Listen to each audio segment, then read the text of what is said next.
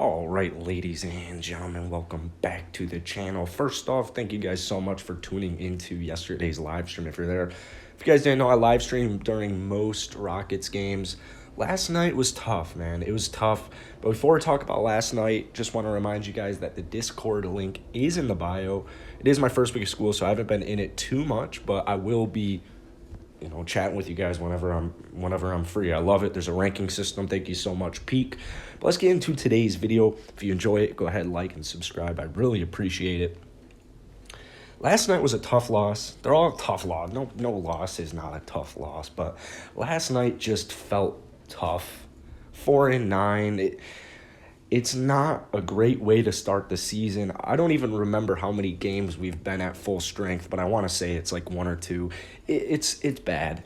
It's bad. And, I kind of said this a little bit in the season. I said this right after the trade. With COVID, with all the injuries, with players, health and safety protocols, first off, it's just going to be a weird season. It's going to be a super weird season. It's going to be a really, really tough championship to win. It most likely is only going to be one of the teams you're thinking about. I don't really see a team like the Heat coming and making the NBA Finals this season without the bubble riding that momentum.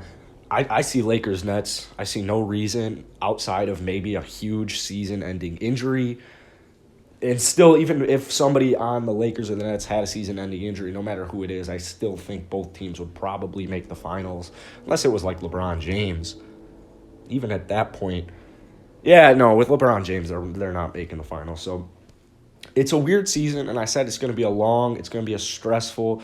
Some of these losses are going to hurt, and they're going to hurt really badly because, first off, we're super young. We have a brand new coach. And it takes a while to flow. I say all the time, got a lot of comments about the Nets losing to the Cavs last night. You got to give the Nets 15 games, man, and they're not going to get into a rhythm right away. We're not out here stressing off the Lakers' first 3 games, are we? So there's no reason to even panic if you're a Nets fan. But season, it's going to get better. Obviously, John Wall's been out for super long. I don't know about trades. I think PJ Tucker will be traded. Apparently, they're looking for 3 second-round picks or 2 second-round picks for PJ Tucker. I kind of fully expect PJ to get traded. Eric Gordon, while he's playing good basketball right now, I can't deny that he's scoring the ball. He's relatively efficient. I don't know with the contract. I don't think he will be traded this season. I think it's just going to be a retooling type of year. We've got John Wall. John Wall's coming back. Boogie's coming back. So these guys are going to be missing some games here and there. We've got a young gun, Victor Oladipo. We got a young gun who we're trying to build possibly a franchise around in Christian Wood. Got Jae'Sean Tate. David Nwaba played great last night. Mason Jones has been getting a lot more minutes. Another thing is I really want to see Mason Jones get consistent minutes once John Wall comes back. With the way Silas has been going about the season, with Tate picking up all these starts, I know there's injuries and all that, but I expect Mason Jones to have a role on this team. I think Jae'Sean Tate will have a role on this team. I'm very excited, but like I said, a lot of these losses, they're just gonna sting. It's nobody likes losing. It's gonna be it's a retool. It's a retool. We can't really rebuild because OKC's got our pick unless it's top 4.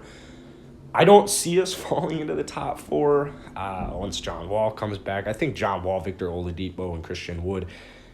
I've been saying this, and I know with our current record it doesn't really look this way, but I fully expect the Rockets to compete at the very least for a playoff spot. I think at the worst they would come in like 10th. The West is completely loaded, and towards the bottom half, I just think they need to get on a little bit of a run once we're fully healthy, and they'll be just fine. It's all about long-term now. We're thinking long-term. We're not playing the short-term game. Championship for this season, it's gone. We're not winning a championship this season unless, I don't even know. Rafael Stone he'd have to walk on water and get some elite superstar. It's just not happening. So this is a season of building, learning, growing, most importantly growing, progressing.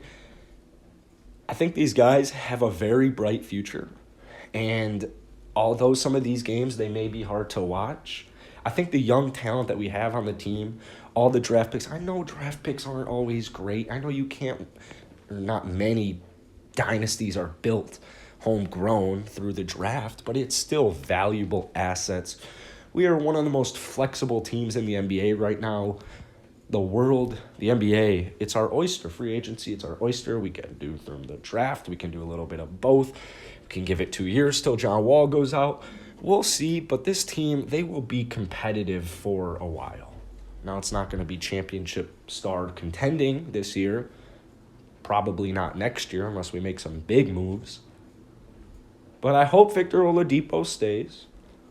Or I hope at least he provides us some value, possibly gets traded, and we get either some first-round picks or a player like Tyler Hero. I know many fans are huge on Tyler Hero, but just playing around with the idea that Oladipo doesn't want to be here, or if not that he doesn't want to be here, but if Oladipo doesn't want to re-sign here because this guy wants rings, he's got to build his way back, though. We'll see. We'll see. I don't want to get into too many hypotheticals, actually, so we'll cut it off right there. But I still think of Tyler Hero, young guy to build around. I don't think that's better. To me, that's better than Oladipo walking. But we'll see. He looks like he's having a blast out there sometimes. Obviously when you lose, you can't be smiling the whole time. So he's got the right attitude. He's got the right mentality. His energy is great. I love the way the team's playing. It's just not always going to be our night. The Suns are a talented team, man. They're a playoff team. So we'll see what happens with the Houston Rockets this season. But that's going to be it for today. See you guys later.